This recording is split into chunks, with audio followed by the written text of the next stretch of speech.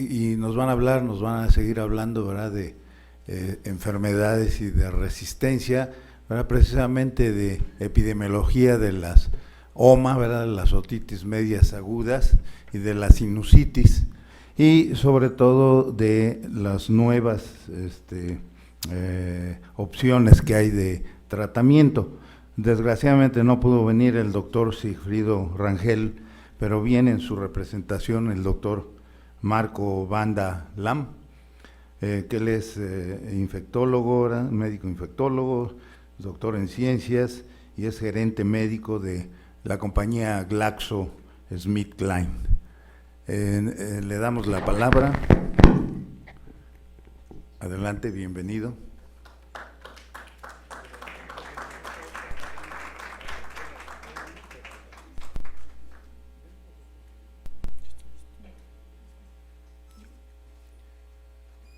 Correcto, sí.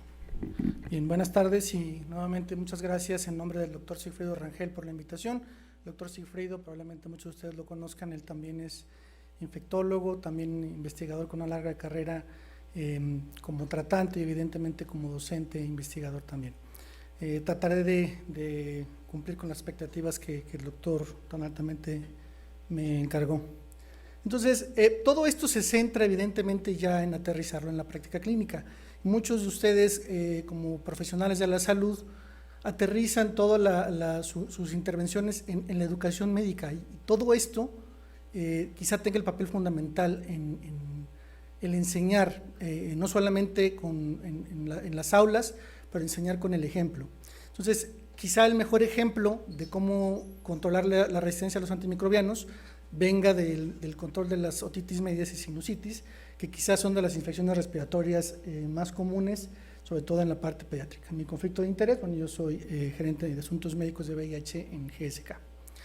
Entonces, ya revisaron las habilidades que tienen los microorganismos para defenderse de lo que nosotros les hacemos con los antimicrobianos. Pero una parte que no necesariamente tocamos en nuestras sesiones académicas o en nuestras interacciones con los alumnos es el explicarles la parte del biofilm. Ustedes saben que las biopelículas, la parte como viven las bacterias realmente es como parte de biofilm. Lo que nosotros identificamos muchas veces en los cultivos son las bacterias planctónicas, las que andan flotando a veces o se desprenden de estos biofilms y no necesariamente reflejan el perfil de resistencia que se concentra en la parte interna del biofilm. Quizá la gente que más sabe de biofilms son los odontólogos, porque ustedes para identificar el biofilm pues conocen la placa dentobacteriana, pero muchas de las infecciones crónicas empiezan a partir de un biofilm, particularmente las sinusitis crónicas y las otitis medias crónicas, y el entender bien cómo funcionan las biopelículas nos permite erradicar estas infecciones. Entonces, esta adaptabilidad de los microorganismos no tiene límites. Recientemente ya se han empezado a utilizar terapias con fagos. Los bacteriófagos generalmente viven dentro de nosotros igual, en el intestino sobrepasan por mucho las bacterias que viven en el intestino y se han utilizado como herramientas precisamente como vectores para matar a las bacterias. Son tan buenos que tienen esta habilidad de eliminar específicamente a las bacterias que se les programa para esto, sin dañar al microbioma circundante. Entonces, pero aún a estos bacteriófagos, las bacterias han desarrollado mecanismos para impedirles la entrada. Entonces, no hay ninguna herramienta infalible para los microorganismos. Entonces ya revisaron también los mecanismos de resistencia, no vamos a entrar en ellos, pero vean que son quizá los más comunes y los más básicos de entender. La alteración del objetivo, la prueba más característica es la modificación de las proteínas que alteran la fijación de las quinolonas, antimicrobianos que son muy útiles o que fueron muy útiles porque atacaban directamente el DNA de las bacterias y sin embargo con alteraciones directamente en la estructura se modifica la fijación del antimicrobiano y pues obviamente dejan de funcionar, ¿no? La degradación del antimicrobiano, pues las beta-lactamasas son un ejemplo también característico y la alteración de las vías de entrada o salida, se le impide que el antimicrobiano entre o que salga de la bacteria más fácilmente y con esto se controla el daño que generan. Seguramente también se tocó durante la mañana, yo no llegué al principio de la sesión, pero que esta resistencia se traduce en que tenemos como sistema de salud un presupuesto limitado, no hay un presupuesto que alcance para todo, y por supuesto que esto representa un gasto en salud. Un paciente que desarrolla una infección bacteriana con ya resistencia, pues incurre en todos estos gastos que ustedes pueden ver aquí, ¿no? Antibióticos más costosos, otros medicamentos, pues estancias más largas en terapia intensiva, implican mayor tiempo de sedación, mayor uso de fármacos inotrópicos, mayor número de procedimientos, aseos quirúrgicos, retiros de prótesis, etcétera. Valoraciones por otros servicios a veces una infección que se puede tratar por el mismo ortopedista ya requiere que lo vea el internista para control metabólico, el infectólogo para que modifique el esquema antimicrobiano, el neumólogo para que maneje la cuestión ventilatoria con mayor prontitud, etcétera, ¿no? Los análisis de laboratorio, obviamente parte de los cultivos, pero también estos parámetros de laboratorio que se utilizan en los hospitales, los estudios de imagen para dar seguimiento, otros procedimientos, obviamente, como la instalación en un segundo tiempo de una prótesis que se tuvo que eliminar por infección, ¿no? Ya mencionamos sobre todo el costo en hospitalización y en las terapias intensivas, ¿no? Entonces, a nadie nos conviene que un paciente desarrolle resistencia, ni en la consulta ambulatoria, ni tampoco en el paciente hospitalizado, pero particularmente en el hospitalizado es muy severo. Y tenemos el problema que ya no se desarrollan tantos antimicrobianos como antes. Quizá la década de antes del 2000, pues se tuvo un auge muy importante de antimicrobianos. En la siguiente década ya no se tuvo tantos antimicrobianos y apenas recientemente empezaron a desarrollarse algunos, pero no con la misma cantidad que antes, ¿no? Entonces tenemos una limitada cantidad de herramientas para defendernos de las bacterias, y ya mencionaron pues que en el 2050, si no tenemos precaución con el manejo de los antimicrobianos, tendremos como el principal problema de salud. Y también ya se mencionó, pues obviamente que no necesariamente depende del control de las prescripciones en los hospitales o en los consultorios, limitar la resistencia antimicrobiana. Sabemos que los alimentos que recibimos, la hamburguesa que nos comemos, la salchicha que nos comemos, el pollo de los nuggets, tienen ya antimicrobianos porque se utiliza en el crecimiento del ganado, de los animales de granja, para que sobrevivan los animales y crezcan más, y bueno, pues eso les genere más ingresos a la cuestión ganadera. Ahí no hay un control tan estricto por cuestiones económicas gubernamental como el que podemos ejercer nosotros en el sistema de salud, pero ponemos nosotros nuestro granito de arena en nuestra práctica clínica. Hay quien dice, bueno, yo soy vegetariano, yo no tengo ese problema. Bueno, resulta que para hacer crecer los vegetales ahora se empiezan a utilizar antifúngicos para control de plagas, y en la consulta empiezan a verse casos de infecciones fúngicas más difíciles de controlar en los pacientes que desarrollen esas complicaciones. Hay fármacos nuevos como estos medicamentos que generan glucosuria en los pacientes diabéticos, que permiten un control glucémico, ayudan a bajar de peso, tienen muchas ventajas, pero también incurren mayor en infecciones urinarias causadas por hongos. Bueno, estas infecciones causadas por hongos pues también son más difíciles de controlar en personas que consumen más vegetales, ¿no? Estos son quizá los principios de prescripción adecuada de antibióticos. Seguramente si no los han revisado ya todos, se revisarán durante el resto de las sesiones, pero quizá donde nos interesa más incidir a nosotros es primero tratar solo las infecciones por bacterias. Y acabamos de ver que la mayor parte de las infecciones respiratorias pues no son por bacterias, sino son por virus. Optimizar el diagnóstico y evaluar la gravedad, aun cuando el paciente tenga una infección bacteriana, no necesariamente va a ocupar antibióticos para lograr resolverla, como veremos durante la sesión. Y para no meternos en cada uno de ellos, hay algunas situaciones, por ejemplo, en las que conocer bien la farmacocinética y la farmacodinámica es básica. Pacientes en los que sufren un estado séptico alteran su metabolismo y pueden tener una situación que se llama riñón hiperfiltrante, en el cual, aunque la función renal parece estar normal por parámetros de sangre, la creatinina está bien, se hace un filtrado, el paciente filtra más de 130 mililitros por minuto, y entonces uno asume que está bien y da la dosis estándar de tratamiento. muchas veces esos pacientes llegan a filtrar hasta 300 mililitros por minuto a través de su riñón, y esos pacientes requieren dosis más altas de antimicrobiano, dosis de infusión, dosis de impregnación de antimicrobianos, y el no atenderlos de esa forma lleva a fracasos antimicrobianos. Entonces, no es el caso del tema que vamos a discutir, pero es importante mencionarlo porque todos los contextos son importantes para atender la resistencia a antimicrobianos, ¿no?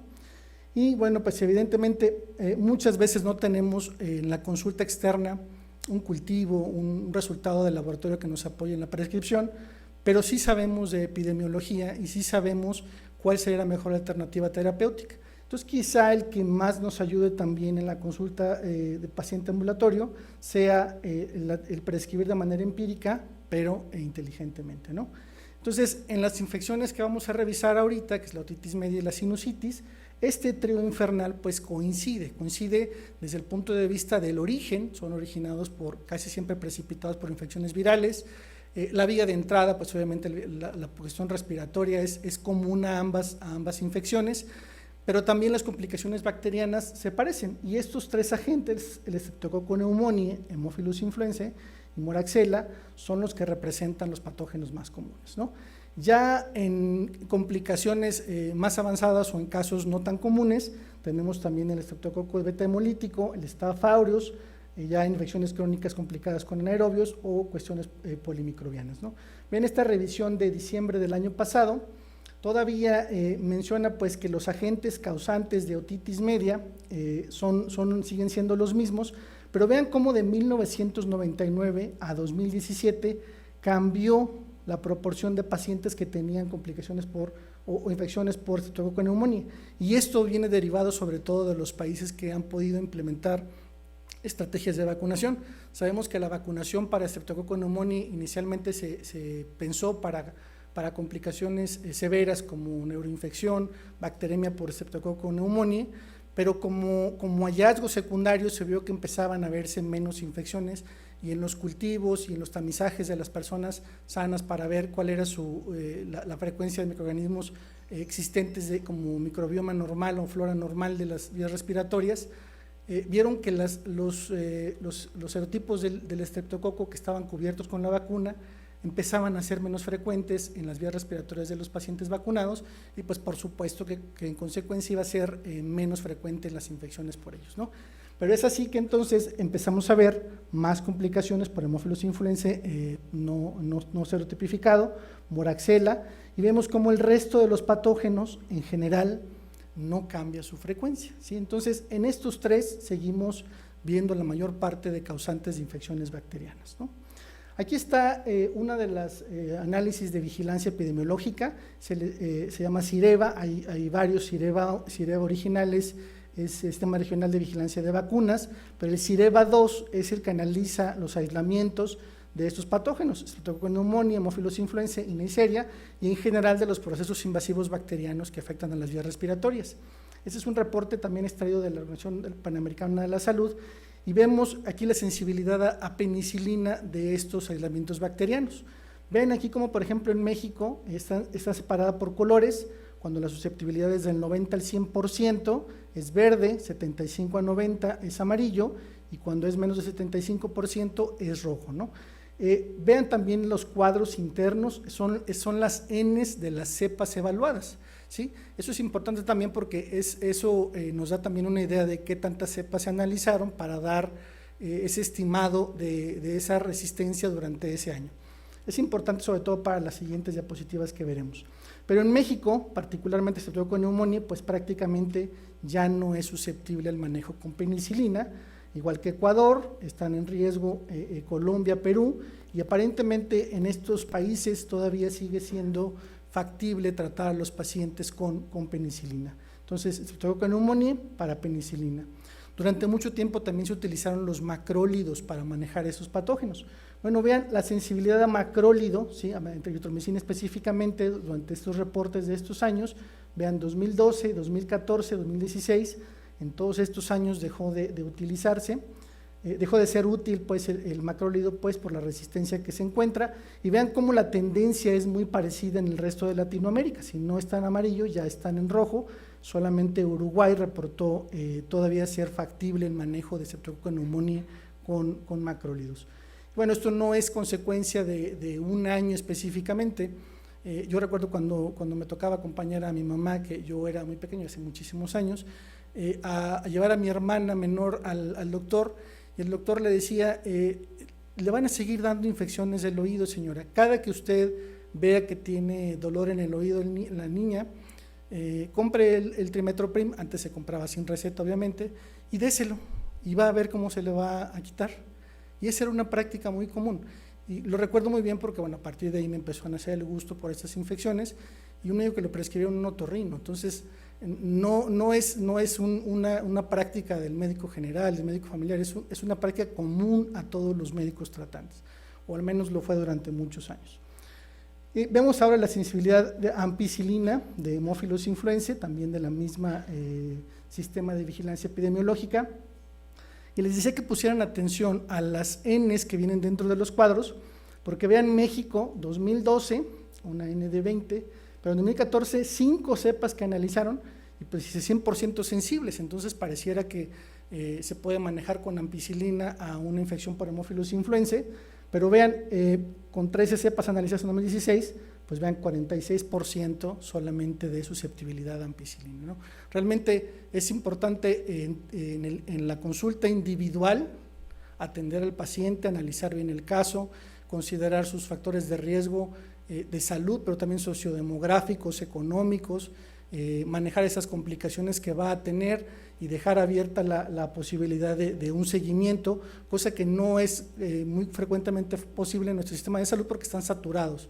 Le pide uno que saque al paciente consulta lo más pronto posible, y lo más pronto posible en el sistema público, en el Seguro Social, por ejemplo, donde me tocó trabajar también, a veces era 3 meses.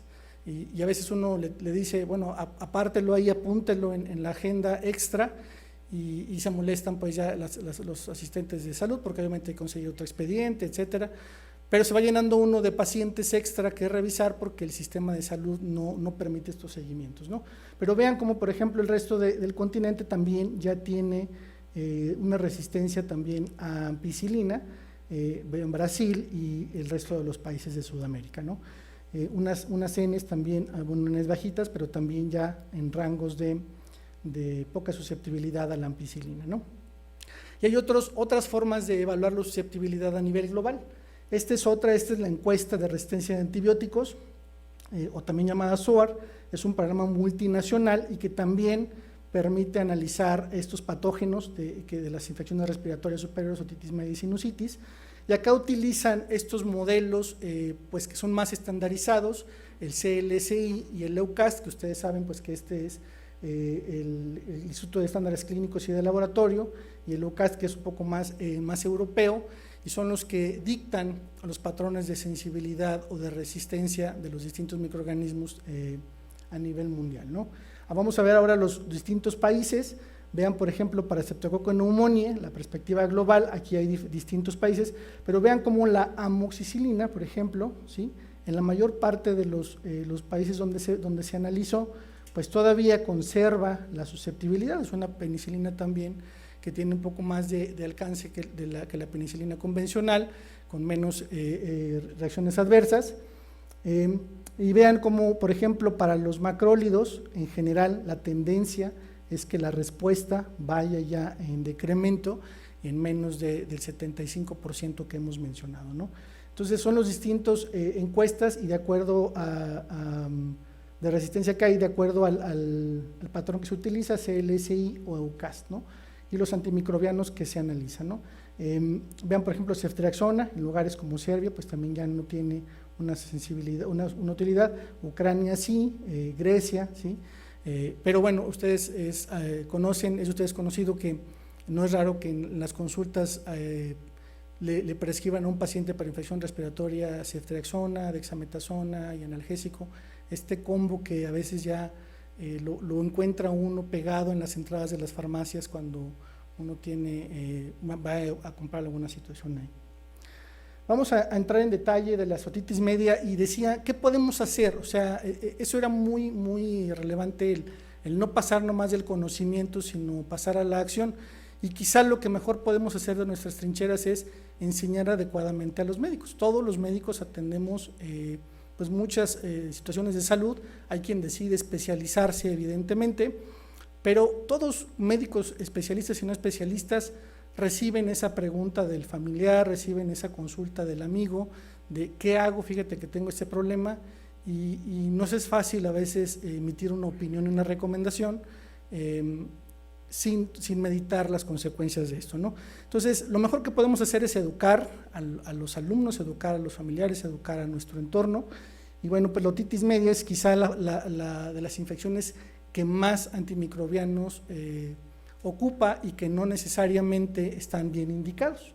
Entonces, es sobre todo en niños, sobre todo para este tipo de complicaciones, la que representa mayor de costos. Si concentráramos el 50% de las indicaciones de antimicrobianos en toda la edad pediátrica, otitis media, sinusitis y una pequeña proporción de la faringoamigdalitis bacteriana son las que se llevan el 50% de los antibióticos en la edad pediátrica. Entonces, por eso de ahí la importancia de analizar estos casos, ¿no? Obviamente el uso inadecuado, pues evidentemente llevará a estos patógenos causales a perder la susceptibilidad a estas infecciones, ¿no? Ahora, hagamos un poquito de qué sí y qué no en el manejo de una otitis media. Estos son puntos muy sencillos de llevarse uno. Quizás si entendemos esto de la otitis media lo podamos traspolar a otras infecciones como lo de la sinusitis y podamos realmente tener una práctica, una buena práctica en clínica en nuestra implementación, ¿no? Entonces, diagnosticar a través de los síntomas, ¿sí?, que son comunes, es quizá el error más común, ¿sí? Lo que los familiares dicen a veces que se viene jalando la orejita, se talla mucho la oreja y cuando le agarro yo le duele. Entonces, sí, efectivamente son síntomas sugerentes de esta patología, pero no hacen el diagnóstico de la otitis media aguda. Entonces, estos son los síntomas, evidentemente la otalgia, el que el niño se jale la orejita o cuando uno se la tira, son datos característicos, ya más allá fiebre, la irritabilidad, niños pequeños el rechazo al alimento, pero por fuerza necesitamos hacer una revisión, una exploración física, y no es raro que colegas nos pidan una información o una consulta por medios electrónicos, y pues obviamente sin explorar a un paciente pues no está justificado emitir una recomendación de diagnóstico o terapéutica, ¿no? A veces la misma persona que solicita la consulta es médico y dice ya le revisé el oído y tiene líquido, entonces por supuesto que eso amerita manejo antimicrobiano. Y la respuesta es no, vamos a ver más adelante por qué, pero síntomas y exploración física por fuerza deben estar incluidos para establecer un diagnóstico de otitis media aguda. Entonces, no hay un estándar de oro, quisiéramos que lo hubiera, pero no lo hay. Vean que la fiebre y el dolor del oído, pues a veces están presentes en menos de la mitad de los pacientes, entonces no es algo que podamos decir que es algo estandarizado. La evaluación clínica, la exploración física es básica, ¿sí? Tenemos que demostrar una efusión, pero no todos los derrames en el oído requieren tratamiento antimicrobiano. El agregar la otoscopia neumática a la exploración, pues no es una habilidad o una competencia que se acostumbre en las escuelas de medicina, es algo que debería, obviamente está en la currícula, pero bueno, como profesor de la Facultad de Medicina de San Luis, que fui de propedéutica, les comento que no es algo común que se les enseña a los alumnos, no solamente a usarla, sino a interpretarla o a acostumbrarla. Entonces, muchas veces, si el alumno en la evaluación de competencias saca el otoscopio y hace como que revisa al paciente, se le da por bien o aprobado esa parte de la evaluación, pero no la interpretación de sus hallazgos, ¿no? Ahora, lo que sí deben aprender a ver es el abombamiento, ¿sí? Y obviamente ya si se ve otorrea, bueno, pues ya son datos más característicos, pero tienen que aprender a distinguirlo, que no es secreción del oído externo. A veces también tenemos la oportunidad de revisar a los pacientes, esto sobre todo hacemos más énfasis en ello en los pasantes de servicio social, que si bien no tienen un trabajo tan sencillo, a veces tienen mayor oportunidad de darle seguimiento a los pacientes, pueden hacer una revisión en 48 horas de los pacientes, o ya específicamente le dicen a la mamá vuelva, y bueno, sabemos que las distancias a veces en los lugares de servicio social en medios rurales, a veces no son tan separadas pues como lo están de una cabecera municipal o de una capital, ¿no? Entonces se puede ver, a lo mejor yo lo vi el primer día y bueno, pues teniendo un movimiento leve, pero después ya tiene un eritema intenso, y entonces obviamente eso ya me hace sospechar una otitis media aguda, ¿no? Confundir lo que mencionábamos, el derrame con otitis media también es otro error. Aquí están las formas como las podemos distinguir, y quizá la forma es, pues obviamente lo que las distingue es que la otitis media aguda se acompaña de los síntomas y el derrame no tiene, ¿no? A veces les dicen, es que me da comezón por dentro, y a veces es el cerumen el que les da la comezón, les revisa uno el oído y tienen líquido, ¿sí? A veces es una infección viral que está en fase de remisión, y entonces el médico, a veces el médico joven, a veces pues un médico que no atiende a veces pacientes con infecciones respiratorias, que a veces se dedica a otra cosa, hace la exploración y dice, es que tiene líquido y le voy a dar antimicrobiano. Bueno, vean que no, ¿sí? La otitis media con derrame pues no tiene síntomas, y la otitis media aguda tiene síntomas, además del derrame y obviamente la hipoacusia. Obviamente el capacitar a los médicos, al personal de salud en poder utilizar la herramienta, pero también interpretarla, pues es un acierto. La otoscopia neumática ya lo mencionamos, solamente el 40% de los médicos de primer contacto la utiliza, y solamente el 0.4% conoce la utilidad, ¿sí? Recordemos que el insuflar y el ver la movilidad de la membrana timpánica es parte de la evaluación diagnóstica, y eso es algo que no les enseñan o no les enseñamos comúnmente en las escuelas de medicina a los alumnos. Las guías de tratamiento obviamente tienen como objetivo mejorar la salud y están adaptadas específicamente para reducir la resistencia antimicrobiana. Vamos a ver ahorita cómo coinciden muchas guías. A veces dicen, es que yo reviso las guías norteamericanas, a mí me gusta revisar las guías nacionales, pero yo como soy pediatra reviso las de pediatría, yo reviso las de medicina familiar, yo reviso las de infectología, en fin, pero todas tienen el mismo objetivo. Entonces, el manejo del dolor, lo que ya mencionaban hace rato de los sintomáticos, ¿sí? A veces solamente darle el antimicrobiano y piensan que el antimicrobiano le va a quitar la fiebre, le va a quitar el dolor, y eso es un error grave, porque entonces el mismo paciente o la mamá del paciente dice, es que no sirve el medicamento, porque el niño sigue con dolor, sigue sin querer comer, sigue febril, ¿no? Entonces hay que explicarle que el antimicrobiano, si bien no le va a quitar las molestias, en el caso de que lo recomendemos, es el que va a ayudar a eliminar la carga microbiana, pero que el que va a controlar los síntomas, pues es sobre todo el analgésico. Y en los niños a veces ni es tan necesario dejar antihistamínicos, a veces con dejar analgésicos o antiinflamatorios es suficiente. Vean, en los niños sobre todo ese manejo del dolor es sobre todo uno de los aciertos en el manejo de la otitis media.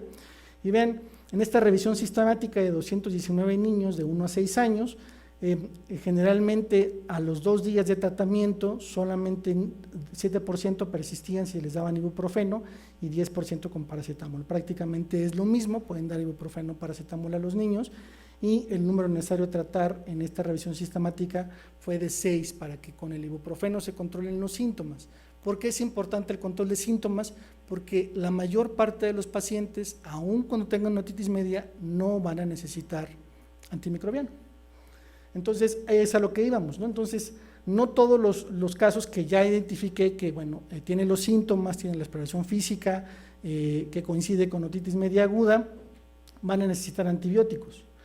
Entonces, ¿será necesario en todos los casos? Pues vean, ¿qué se recomienda? Se recomienda una estrategia que se llama esperar y ver, ¿sí? Esperar y ver cómo evoluciona el paciente de 6 meses a 2 años. Si el paciente tiene una otitis media unilateral, ¿sí?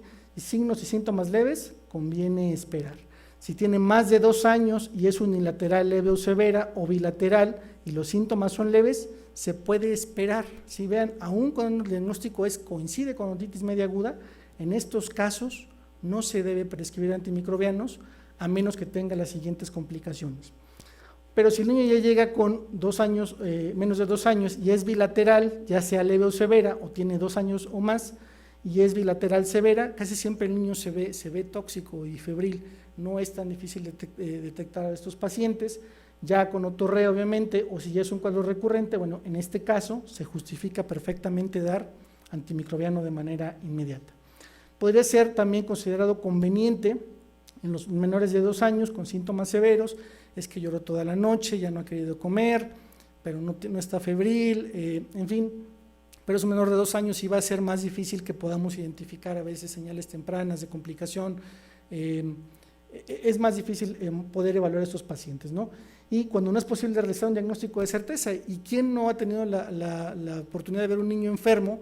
No quiere ni que lo toquen, ¿no? Mucho menos se va a dejar explorar, hacer la otoscopía neumática. Entonces, a veces no es posible tener un diagnóstico como quisiéramos, ¿no? En el adulto es muy fácil porque coopera, porque él va por un interés en mejorar su salud, pero el niño no sabe y cuando lo lastimamos a veces, cuando traccionamos su pabellón auricular, se echa a perder el resto de la exploración, ¿no?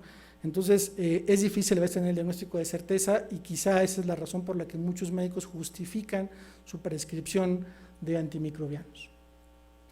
Ahora sí se tiene que valorar la severidad de la enfermedad, porque obviamente es lo que define este punto crítico en esperar y ver o administrarlo, pero pues no hay escalas uniformes, ¿no? Y ninguna de estas es superior a otra escala, ¿no? Estos son los puntos en los cuales se recomienda una espera vigilante en quien puede decir uno con cierta certeza que puedo aguardar a que el paciente inicie el antimicrobiano, mayores de 6 meses, que no tenga algún antecedente personal patológico y antecedentes de cardiopatías, neumopatías, otitis medias previas complicadas, síndrome de Down, cuando la enfermedad no es severa, si bien el niño puede traer escurrimiento ahí de su oído, pero anda jugando, sube y baja de la silla, no le molesta que uno le toque su orejita, puede uno esperar. Los padres cooperadores, obviamente, el 40% de los padres que acuden a consulta con un paciente con otitis media son los que exigen y los que inclusive pueden llegar a ser más incisivos o insistentes en una prescripción antimicrobiana. Y en los sistemas de salud público, pues obviamente ya llegan pues obviamente a la amenaza, es que usted no quiere prescribir el antimicrobiano y pues realmente no saben que no es por hacer ahorrar a la institución, sino es simplemente una conveniencia social, pues conservar el uso de antimicrobianos, ¿no?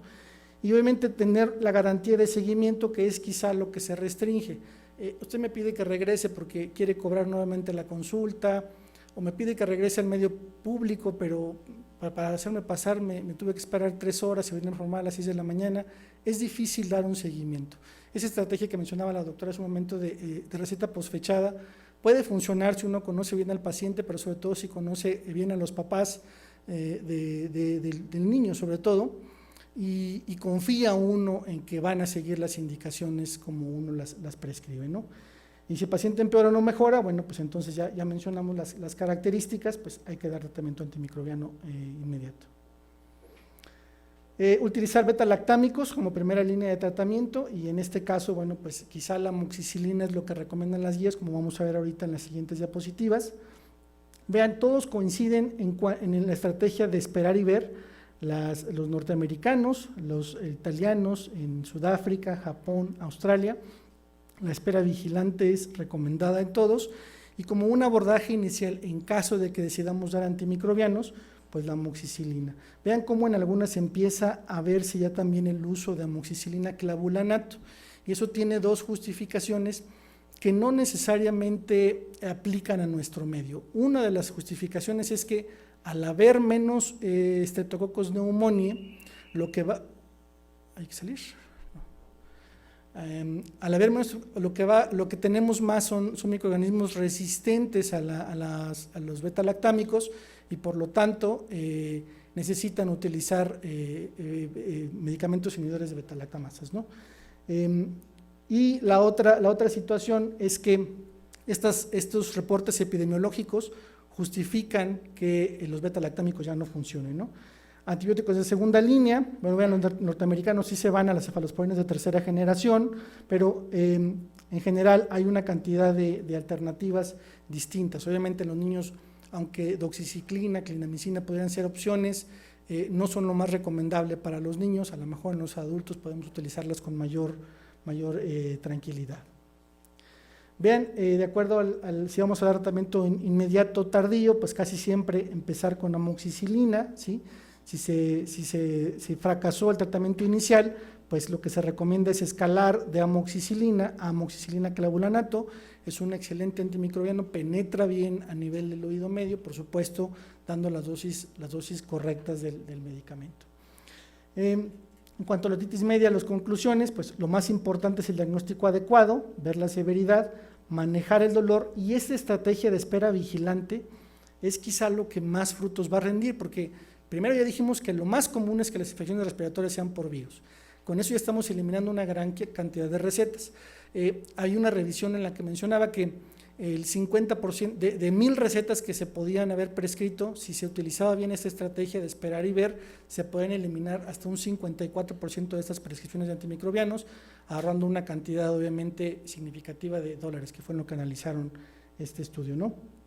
Y tomar en cuenta, pues obviamente, los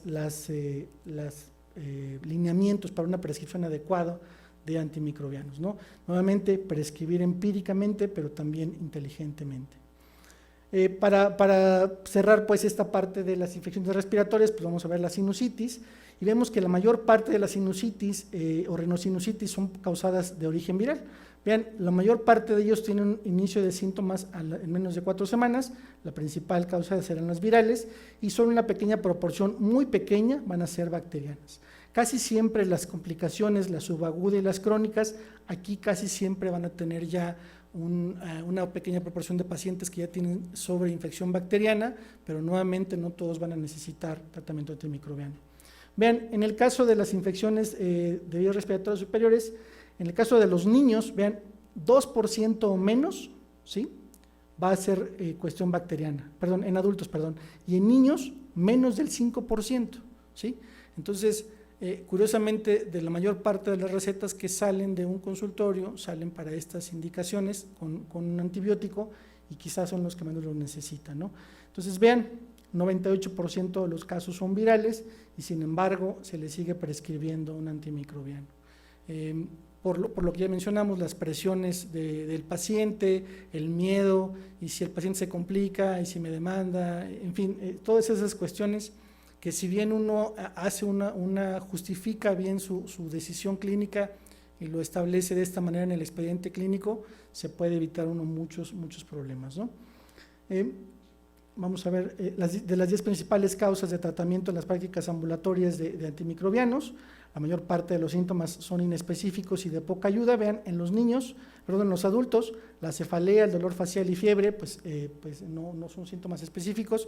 ¿Quién de ustedes no tiene cefalea después de un día laboral común y corriente? Bueno, pues eso no justifica recibir antimicrobianos.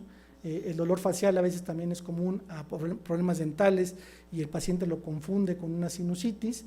Y la fiebre, pues obviamente puede estar causada por 1,001 razones, la mayor parte de ellas por virus. Entonces no justifica manejo antimicrobiano para los adultos. Menos del 2% será su frecuencia de complicación bacteriana.